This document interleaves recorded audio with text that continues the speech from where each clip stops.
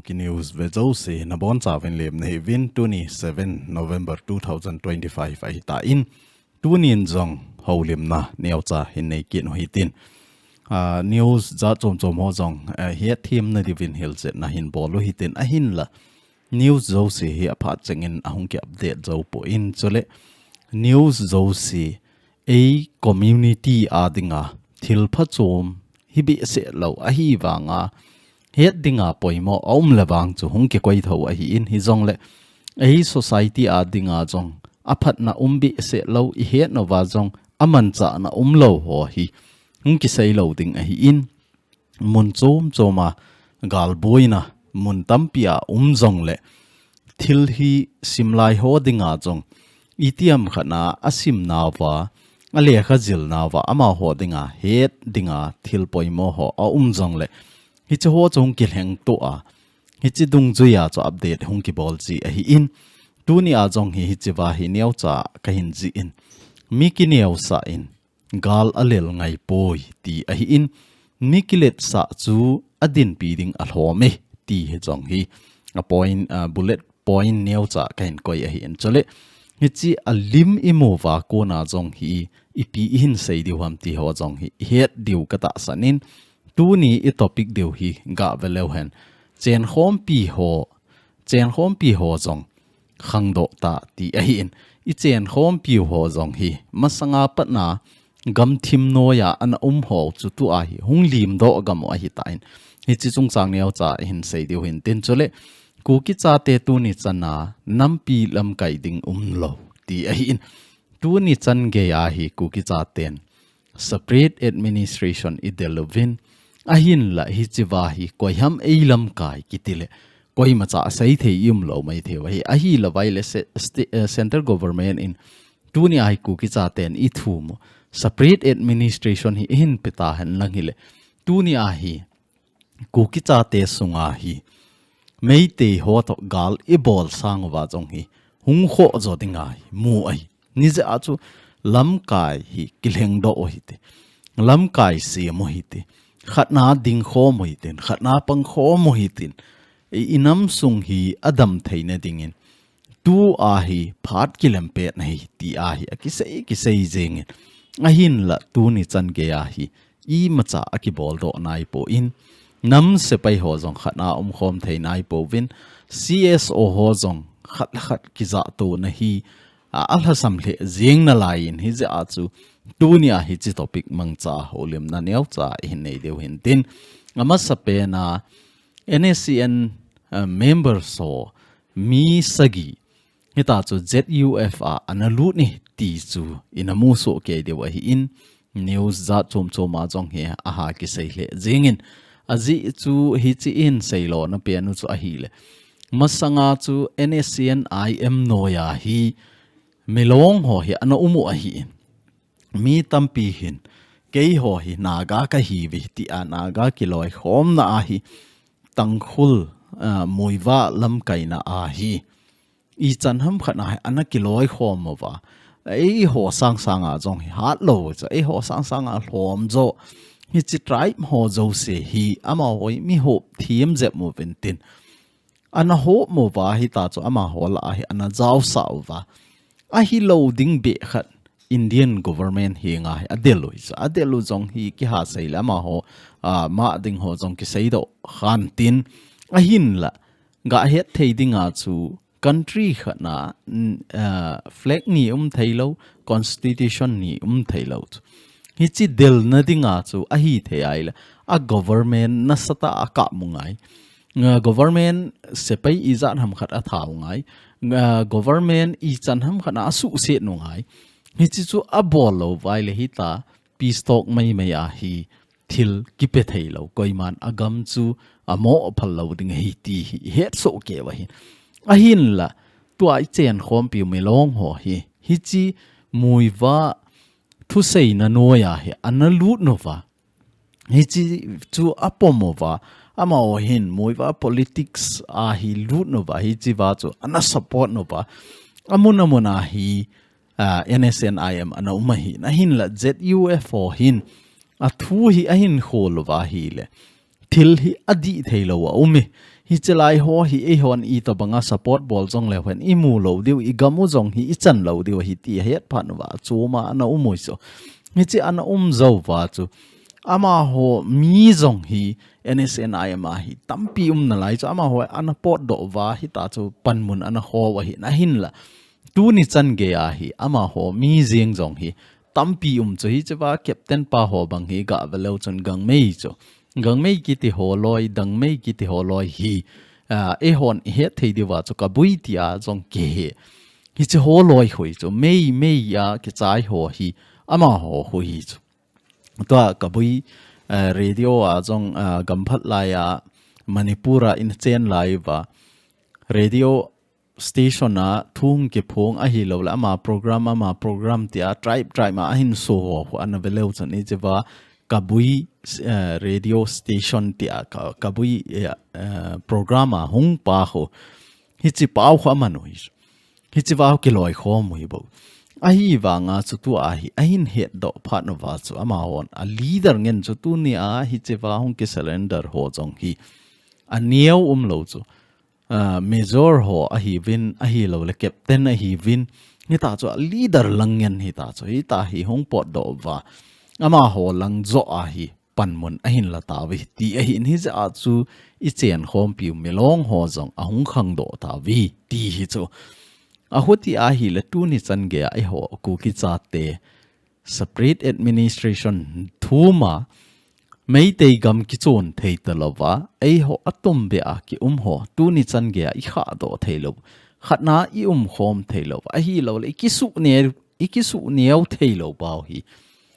lungdon ta hi in tu ni a NSN ho bang chu a sang te la thing noi nei a hi win JUFO chu a sang hing hi jong le a te la kit no hi a hin la hi chi akiloi khom na lien zo dal ha akiloi khom na a jong a upa zo a lien zo a tam zo hi cho loi a hung ki neu sa wa lien ta captain ho major ho hi ta chu min officer renga koi ho loi jong tu ni a hung ki neu sa wa a sanga neu zo a gam anam a mi asa a hin bel theu so hi ta a hin bel thei vai le tu ni a hi ki pun khom theu hi chi ama hon jong ke hoi NSN a luizo ke hibin alien zo ke hibin mi a jong ka tam zo win ka tha ha zo ve ti le tunia anam sung dam lo dis hi chi to banga chu ei ho inam sung wa nam se pai hon jong lungel in ei phan wa hi ta in tunia ka leader ka le ne ka ne ve ti lovin kiniau sa o hitin khat le khat ki tu lu no hitin igam inam dam theina dinga hi ikiniau sa wa ngai ti hi ka sei do no min hi aban le Kuki Inpi Nagaland ho thupon ga LEUHEN Kuki Inpi Nagaland thupon a ko na hi mu thei khat cha hi le Kuki Inpi Nagaland executive meeting ko na atibin hi chi hi jing ni ho Saturday ni ho le mawwa village a ding a hi in a phat hi a hi le pung soma ding a hi chi wa hi a hi theya hi le nammi te hon jong pan khom dan hi na wa Assam hi ta Nagaland hi ta Manipur gama hi ta a hi lo le hoi lai gama jong LEUHEN inam pumpi hi thakhat na din khom angai tan ki het to angai tan hoi lai mona jong LEUHEN iki connect na pau hi hoi ta isu hat ngai a hi tai hoi lai mona jong LEUHEN ei ho khat la khat iki dem lai se wa hi inam khang to lo ding a hi in tua pa na hi foundation hoi tai ki se mo wa hi chi chan ge inam igamin gen thei ha sa na I tho na wa ko na hi ilim do wa igam inam hi iti ihu do wa iti iki let be de ham ti pa hi lungel inei phan wa hi tai ti jong hi ka sei do no min hi tu ni a hi ei hon kiloi khom na khat na leader khat inei wa in pin kalam kai iti wa hi le in pi su ha dan ingai to deu KZC chu Kuki cha te a dinga kiloi khom na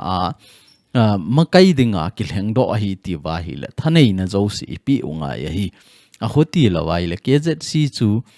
tribe leader JOUSE kiloi khom na ki sem a hi in political movement bowa manding hi ti ai le political movement jong chun power anei lova hi le chun organization khat nin jong a hin su tang thei lampia su boy thei chu ize a chu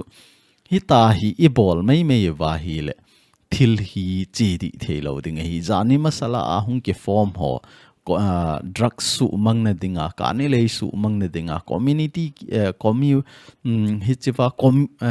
committee ki sem ho chu a hi le chun alang khana hi chu ho chu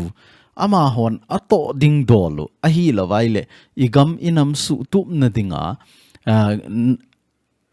igam kai sunga lamkai hon ahin gon to over ama hon pan ala chu kho loi hi chu gam kai bo wa hi ahin la eima nam sunga lamkai kiti kha chun thanei na lingset anei lawa hi le inam sungwa ilamkai da no hi hungdi loading i ti zong le ilampi a ei ting ding ei su boy thei ding lai se a chu inamin movement in ei naw zong i machal thei lo di wa hi ti ka saido no me nei aban le joint press statement ativin hi chewa hi KSO a hi in ZSF a hi in a hi lawai le heis SA a hi vin ti chu mar student zomi student Kuki student ti a hi kiloi khom na thum hon jong press statement a hin bolvin hi chiwa ama hon aseyo hi government dem na a thu sei a hi vin NIA case adi lo ta ku ki chate chunga azat hung ki bol khuma ki man jeng thei a hin la amona I ma cha evidence lo a hin la mei te ho David thik that ho bang chu alim amel jong a chate azite na san ge alim kita do a hi in a hin la tu ni chan ge ya central government NIA in I ma cha case ala do lo ama thailo pa ipiti ham ti ho oi mona I bol pa hi vet na hi le lainat au min iseu chu isei di ipo ve katina hi poi a hoi hi a hin la tu ni a hi chiwa ku ki cha ten FIR I bol humova a hi lo le case inei ho ipi bola tu ni chan ge hat thailo ham I het deu khat chu ei ho nam sung a hat lo ze a I thu zong chi thailo ai tu nia mei te ho chu alang khana ki to mo le zong le ei ho to banga ki to mo zong le ama chu government nei khat a hi ven a leader hov in zong central government ro ke ho to a na to theina lai wa hin tu nia hi e ho hi su le KZC in igam in a movement SA mu theina dinga center to talk anei lo wa hi le KOIMA cha ichung thu sei ding lo MLA ho la ki sel thip be ta mi pi representative ho zo se tu nia ki mu do zo thalo a huti a hi le chun ei ho hin hi ta imo omwa a hi lo le khat ki tha to wa khat ki dem to wa hi separate administration mo dinga ki got no ham ni chi a hi le chun doctor sei le nen kum som thum ati chu a hlom na lai hi chi sanga tam zo kum zakhat be alut ngai hi ta iu mo wa thip be a iu mo wa igen thei I ha sa na ho I phon do lo wa hi ta hi khat ki dem to jing wa hi le kum sot pi hong lut be na lai ding hi a hin la imu dingu I thum pau I tu pau hi agang thei lam pe na munge iti wa hi la ma sa pe na lamkai ki tu ta khat ineu anga in hi chi lamkai chun aphat chenga power anei anga in power anei dung zoya chu aman jong misuse hilo dingin igam inam mipin ipi angai chat ham hi chi dung zoya chu I masot phat wa hi tai tu a jong hi PR a hi in thing noi ki phin han lang thal choi ho zo se volunteer ki phin la tu ni ai ki chai di wai a hin la hi chi a lo ne dinga chu ipi I bol thewam tele mi pi movement I pat phat wa hi mi pi movement I pat no wa PR sunga chu ipi PR zong le milhamin hoi ta a thal jaw le la ki phin na in nei ting la chun sepai hon thal izat choi u zong le alona ji a het lo de wai hi je a chu masanga patna PR he anaki thum a hi in a hin la tu a hi PR ahung na zong hi kum hong wal jing jeng a hi ta in hi zong le tu ni chan ge ya Kuki Chaten I macha I bol do lo I macha bol na ding lung zong I got lo e hol e ho ki ka hi ta boina I so jing pau hi I vet na hi le wang ila samo mong ve ti hi ki sei do nom kit na hi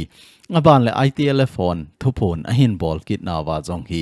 ama ho hin a seu chu tu chunga birin sing audio tape hi chi apart chenga Supreme Court in extend a bola a hi lo le reject a bol jing pa hi chi chung changa zong hi tu kum bul la ya patna kana sei hi ta in a hi thea le mi pin khat ve be pressure I bolo ngai hi lo ham lam izot diu ham a hi lo le office o I kha deu ham shut down I bol wa I ho gari ki kha pi u hi e ho le ho ki so boy hi ven hi chi sanga chu government in ato ding dol ato theilo na ding pa zo chu ingai to ba hi chi movement pa chu I bol wa pha hi lo ham ti hi kana ha sei pen a hi in a hin la tu ni chan ge a LAMKAI ka hi ti hon ina asa lo pau hi mi pin ki pona hi chi audio tape zong chu true lab hon hita chu test anabolova 93% hi birin sing o mong a hinai ti a jong hi approve anabol a hin a hin la nei te ho awang phat na khan chu tu lai AI khang a hitai AI a hong po do ze ama hi an hoi do kha hi thil hi a phadinga hong so jong hi a phalo langa imana hi jong le kihin so na thei khat a hi ti to banga chu tu chunga birin jong hi AI a hong pot je a hi I chanham khana na so cha hin AI hi hong pot na hi han lang hi le chun hi chiwa hi EPP exam bolding a hi lo le nga test bolding ti ho an umbi se loading a hi na hin AI hong pot kha ta je a chu neu khat wang hi hong delay kha hi in hi jong le tu ni a hi kanami te ho hoi ta I pan khom wa hoi ta movement hi alam pi ito kha wa hi le chun central government in ingai la pe de wa hi a hin la hi chi to banga press statement PR I bolwa a hi lo le thu nal ta I ji wa I so wang wa hi KOIMA na sa I nei lo de wa hi aji chu hi chi aso wa chu aso nom le so ta a hi lo wa hi le hi chi wa chu IP a se na ham ama hon jong a seiding dol ki sei chu me ti khat hi central government jong hen ina sa lo naw lin ta ma hi ta in hi chi chunga hi kanami te ho ato thim thei hi po vi tu ni a hi chi wa ama hon bola hin ji wa chaina sei bang wa hi justice delay is justice denied ti so justice thudi pa chu a hin phon do thaka wa chu thudi pa chu aki het mo sa vi ti na a hin hi chi hi a hi thei chana nammi te hon hoi ta pan ila wa dunia hai silena I phan wa hi tapui hoi ta pan ila wa I bon chawa I din khom phan wa hi tai ti hi iga sei do the hin tin dunia I chen khom pi ho na san ge jong kineu sa ta pan khom ding dan po gon anei thei ta wa hi le dunia hi e ho ku ki cha te mi izat ham khat igam inama ding a hin ho pi do ta thisan iza nam khat long ta ahin la tu ni chan ge a I ho thip be a iumowa abaisa aminsa separate administration inga jing pau hi thilpha hi poi hi chi ta banga inga awai le kum za khat lang hong lut ding hi ti hi iga sei no mo hin tin aban le hi chi wa news khat ga sei be kit LEUHEN national news hin the Times of India a kona article hong kila do hin ga ve leuchen India in jong tu ai census la dan ho jong ahin khial ding ahin khial na a hi iti a khial ding ham tele akas dungjuya ahin la deuta chu ST izat ahi lowaile ama ho community chu mi izat hamti head do theine dinga hi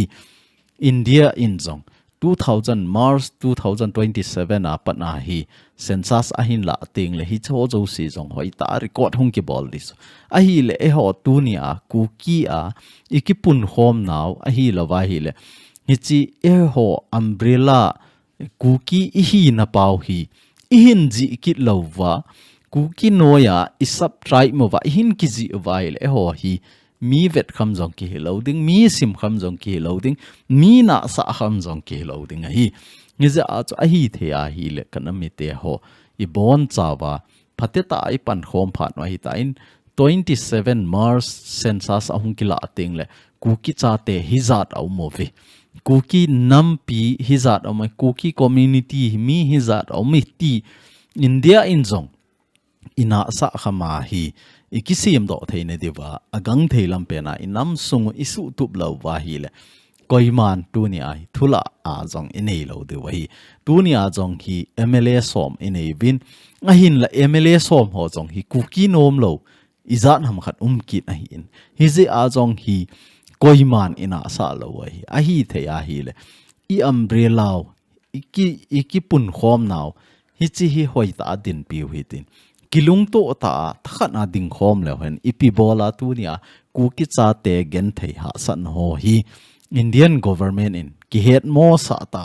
I bol ding ham tu nia hi chung thu ki sai ding ai a hin la khanin vai a hin hop la khanin a kha tan na ding lampi ki gong pe pe khanin na pha khat a hin to a hi la adem na ding ki hol pe pe mi khat chu a hin ho chi sa chu I to banga ana se jong le ahung ki sim phana igam ina ma dinga pan a hin la a hi le anung langa a history ho hung ki sei khoma hi chi wa chu in phin ting le igam ina ma dinga hung ki sim tha a pan hin la hon jong thasit na anei the hi ti pa he nu ngai mi khanin hoita igam ina ma dinga pan a hin la a hi le a chi sa ho a thil bol khil ho a hi lo la ana phat lo na ho sei sa nga chu tu a hi kagam kana ma dinga hoita pan a hin la a hi le ken jong I chan ge ka to sot thei ding ham hi chi chu ken jong to sot leng I chan ge hung ma chal thei ding ham ti pa zo hi ingai to wa pass is pass ti chu a chi sa chu a chi sa hi ta in a chi sa hot I kan be wa I LAMKAI ho I dem sang wa hi LAMKAI to sot dan zo hi izil wa LAMKAI hat mo thit het jong chu I ti su hat ding ham ti pa zo hi gel thei LEUHEN inam sung hi khang tau ding hi ti chu kaga sei do nom hin tin chule pan khom hat na ani na hung ki bol hi ta in hi chi a jong hi jan hi a jong chu video khana kana sei na hi le mi khen khatin adem loi a omen a hin la atu kha lo lai ho jong hi mai thei a hin e ho hi hi chi gabolo a hi lo le inama dinga hi chi gabolo ti jong le kinom lo ato ding jong kinom lo ato ding jong kinom lo a hi wanga sei sit langa na hat kitam kit a hi in hi chi wa jong chu dem na tam pi umen Christmas kharsa ding na nei lo za Christmas kharsa ding na hin ki hol ham ti ho po comment ki mo in na hoi mol he jingen a hin la hi chi wa hi a he thim ho ding ne au cha ga seileng tu a hi go zu jing na lai hin jan ha jong chu I vet na hi le ilam hla na ho lampia gari hlei thei lo nam se pai hon asot na ho jong cha ki mo in ki puna le jing ji in hi chi hi Jawa I sei ma bangwa I chen khom piu me long ho jong I chan ham khana pan khom thei ta wa hi le ei ho nam se pai ho be hi mun khana ding khom thei han lang nam se pai khat bo ki nei han lang KA bo ki nei han lang na Kuki army bo hi ki nei han lang khana ding khom han lang LAMKAI ho hi communication gap zo tu ai khat le khat hi ki ho no mu cha ama ho la ama ho jong ki ho no mi ki mu to no mu cha hi wanga aga ki NEOSAH ding pa chu nom lo hi chu ho hi iti su to ding ham ti pa hi KJU in ki Ngaitou a na kumbul langa pan hung ki la hi in hi chi zombie ding ki ti a hi in chule e ho chen na ho hi I vet na hi le gamla ta ai chen no hi in hi chu ho JOUSE in chona I hung wa le ting le hin nei lo cha te hi ji wa su I chan ham khana hi gen theina ki to ji a hi in hi chu ho chu om lo na ding in tu nia I gam ina ma dinga pan khom ding ka dei pan khom hi ha na hi ti a thanom hon hi chi wa hi hung pan khom sau hi tin igam inama dinga hi lamkai ho kimu piu hitin lamkai ho piu hitin hichi lamkai ho chon I tabang lung agelwa I tabang pan khom ding ade ham koi chu pan khom ding de a koi chu pan khom ding de lo ham ti hi MLA hi ta hi lawai le sam sau langa leader ho hi ta CSO langa leader ho hi ta hi so jo si kimu piu hitin khat na lunggel share ho moi ta ama ho lunggel jong I tabang ham ti ho jong he do o hitin hi LEUHEN inam sung hi asu to ding dan a solution khat kimun ti a chu project anakinei jing a hi in hi chu amasa in a ball nawa chu KJU ki phua abana chu lamka khopi sunga ho jo se anaki chon a hi ta in a hin la tu a hi lamka khopi ti ta lo wa jong hi district izat nam khat iwa na lai a hi in hi chu ho jo si jong hi chot lung te ding chot so ke ding a bon wa lunggelo hi I to bang ham ti pa hi het do a hi chu mi pi henga sei do theina dinga hi to gon ki nei a hi in hi chiwa pan hin la nom ho zo sin a hi the ai le chiwa hi account number ki coin IFC code jong ki coin koi to bang account na thot thei lo hon jong hi chi GPay number a hi in thot thei wa hin I thot zo ting le screenshot ball kit no hi tin hi chi number a hi WhatsApp hi in hi chiwa hi hin thot no hi tin koi to bang hi chi a phone number me thelo wan jong hi chi langa QR code a ki coin hi chi scan I bol wa in thot the wai ti chu iga sei thei ki no hin tin aban kit na hi ga LEUHEN zan hi kana sei na video a ko na chu pan hin la jong he om ta in mi li zen en pan a hin la tawin ama sapena pan hin la chu a hi la jam chon bai te ama hin zagu ma pan a hin la in chule TS mangzo le family hon jong sang khat a hin to ke no win helun hau kim in jong zakhat a hin to in le thang kip gen in jong zanga a hin to e ti chu tu nia viewer so jo sen imu theine deule ama ho hin igam inama dinga pan a hin lave nampi pan khom ding adevi ti chu het theine dewa in phono a in tunia hi kit pa cha na hi lawa hi le ama ho keu hi igam inam pan khom ding te hi ti na hi di po in hi zong le tuni Kuki news mang cha thu hin sei na wa Kuki cha te khana idin khom vai le I ha diwa hi Kuki cha te pan khom ding ka dei ti a lunggel ne ya koi hin ata ineu ham koi chun I to banga to ding hi han a hi lo le atha gapan ding hi zong le kei zong ata kapangi ti pa hi I het theine dewa amin ho in ta lang hin tin tunia hi chewa mi li min in ta do ho jong hin igam sung inam sung angai luvin igam sung inam sung din khom ding pan khom ding thakana I pan khomai le hat na hi ti pa hi support a bol mong ve ti a chu hin ta do hin tin tunia hi chewa mi li ho pan hin la ho JOUSE na chung chi win ka ki pa in nang ho dinga zanga zakhat I macha hi jong le igam inama dinga donation na hin bol zalwa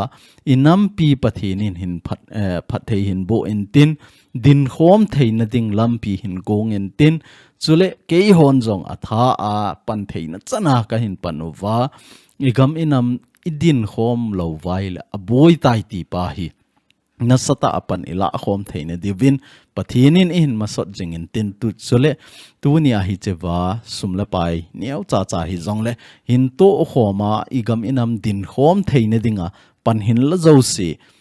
ngain sunguwa pathinin phatheina bo vintin asanga tamzo na hin peki taw hen ti chu kaga sai the hin tin chule nang ho panla na zala e ho to gon ho Kuki channel family hon to gon kinei ho jong hi hunglo hing to zel hen ti jong chu kaga sai no men tin tu nia hi chewa sum hin to JOUSE pathinin phathei na bo taw hen hi chan chu tu ni Kuki news a iga ho lim theina ho le thil I hil chet na ho I het theine dewa in sai sau ja ma hi tai hi jong le I het thiam deu ka ta sanin tu nia hi Kuki cha ten jong inam sung igam sung isiem tup lo wa hi le Indian government in census a hin la teng la Kuki cha te chu mi izat pha am hi zat ba wa hi her kham jong isa lo de wa hi a hin la hoi te ta pan ila wa i umbrella noya chu thakhat na kho mobile e kuki chate hi za na hi ti pa hi a hin he theina divin kanami te ho pan phate ta in lau ti ti jong hi avela kain sei ki hin tin tuni kuki neusin ve a hingai hlo JOUSE na chungchi win ka ki pai na bon cha win pathianin phathein bo jing taw hen